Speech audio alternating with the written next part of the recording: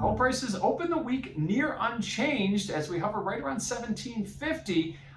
Going back to FOMC last week, we did make a low of 1740, but have crept up through Thursday, Friday, and now today we've held above that low. So right now, gold price is holding above the low post FOMC. It'll be interesting to see, given the fact that the dollar remains strong, given the fact that Treasury yields are moving higher, how gold performs here, given the fact that those are bearish variables to gold.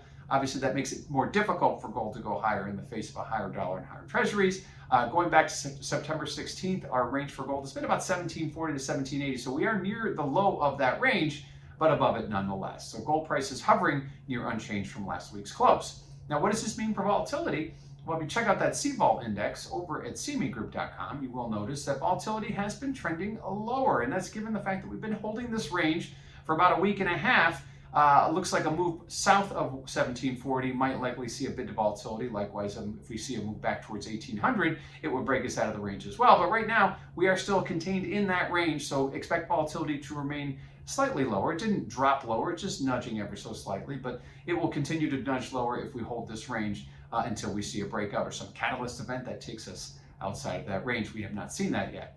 Lastly, let's look at positioning. What are the speculators doing, or should I say, what did they do prior to FOMC? That's as far as our data will take us. Well, they were exiting with both hands, exiting longs with both hands, I should say, likely in anticipation of a more hawkish Fed, which they got, a stronger dollar, which they got, higher treasury yields, which they got. So it'll be interesting to see what happens. Where will they get back in? Where will speculators start to add back to their longs, if they add back at all? We should get a clearer picture from this Friday's CFTC report, which will show us what speculators' positioning has done since the Fed meeting. So it'll be interesting to see when that report comes out on Friday afternoon. So gold opens the week sharply unchanged at around 1750, where it went out on Friday, with a lot of variables bouncing around, all surrounding around the Fed. What will the Fed do? How will they taper? How soon will they taper? We'll get a lot of that information day by day, ultimately culminating at the November FOMC meeting.